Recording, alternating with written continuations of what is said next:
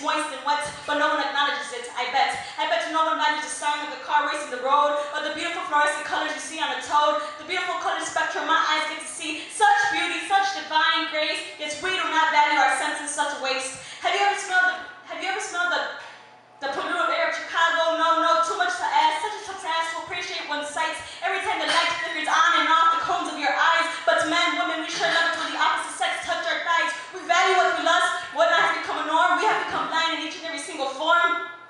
We forget the blessings of being able to skip, run, or walk. We forget the blessings of being able to talk. Could you imagine learning sign language from one day to another? Or barely living in a wheelchair, being pushed by your mother? Or being fed by someone else for a lifetime, not being able to make one single dime? Touch, smell, sound, sight. We should read them right. So why is it so some people slowly kill them away? I've heard of people who watch TV all damn day, pop an acid, Molly, or an X. Did you not do your research? It can leave you with threats, anxiety you never had. But aren't you glad that your fingers are still useful to hold the blunt, or that your tongue is still useful to say, eat this fucking cunt, to shout out profanity? But being intoxicated makes life so much better. Did you not read the Billboard letter? 30 people die a day from drinking and driving, but that said you died in the offensive pool of unappreciation. We run away from humiliation. We forget how good it is to feel the breeze run through our face, yet we still have the audacity to say, God, why did you put me in this awful place? Some people are born with life diseases, life deficiencies, and life mutations, yet we lack the patience. We pity the blind, yet we are in the same line. We've had our eyes closed since our mother's womb. We will have our eyes closed to the day of the tomb. Thank you. It's called Hear Me Roar. I am a woman in a man's shoes. Check it. Check out the cues. Society-based women into following rules that I do not understand. I want to be treated like a man. I want to fuck a man. No, young lady, that is a whorish act. But what the fuck did I sign this foolish contract? To act like a lady, I'm told. Be conservative and quiet, not outspoken and bold.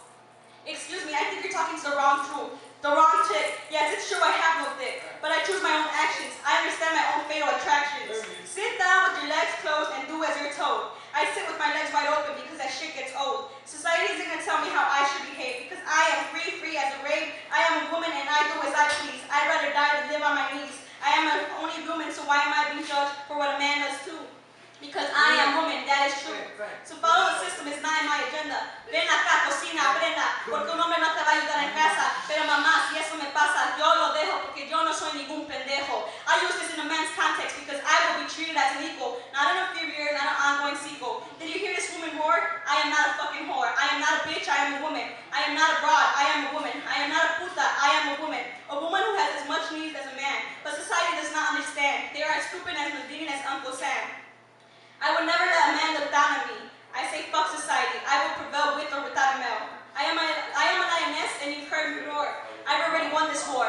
I'm done trying to act like a woman should. I've never felt so alive and so good. I will not surrender myself into being a housewife. I will love my life. If I will be judged, then let the judging begin because every man and woman sin.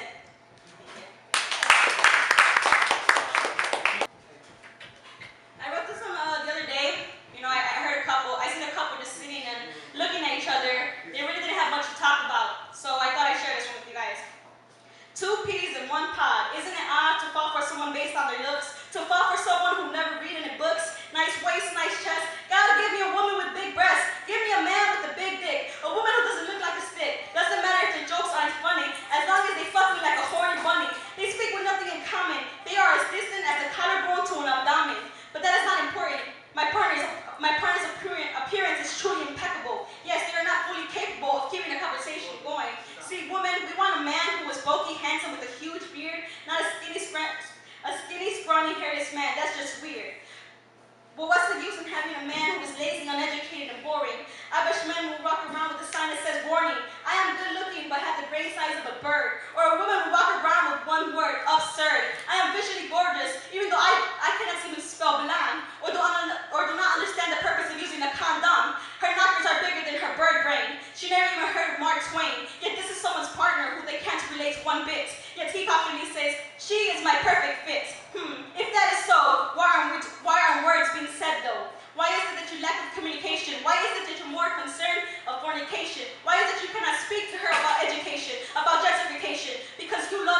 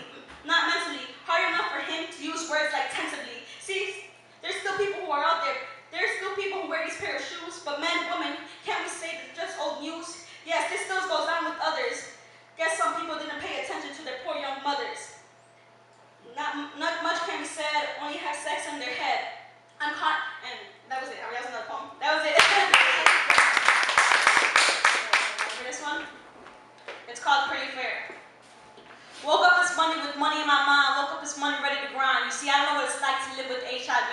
I don't know what it's like to wake up to take medication.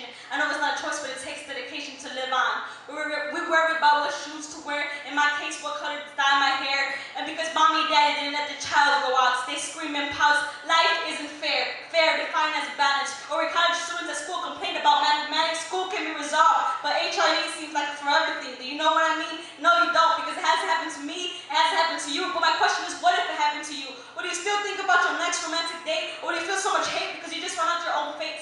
There is no self-respect when you forget others have it harder. Once said, living with HIV is fucking martyr. But I don't believe in that phrase because it was surprised and amazed that HIV positive carriers are strong people you may know. Because no, they did not choose a gun or a knife. Because they did not choose a gun or a knife, but a pen and a voice. You see, they had a choice to tell me the story. I heard about this one girl who people consider very hoary because she had HIV. But my question was, how was she a whore when she had been faithful for a man for 6 years? There we go again, stigma and fears. While he was the one that cheated, history is being repeated. She committed suicide, a part of her had died. So can you look in the mirror without looking at your imperfections? I've heard women who pay massive money for these perfections, like bigger tits, bigger ass, while someone's praying at mass for a miracle to happen. Someone's at the bar drunk and saddened because they have been diagnosed. Like Kanye West once said, let's take a toast for the scumbag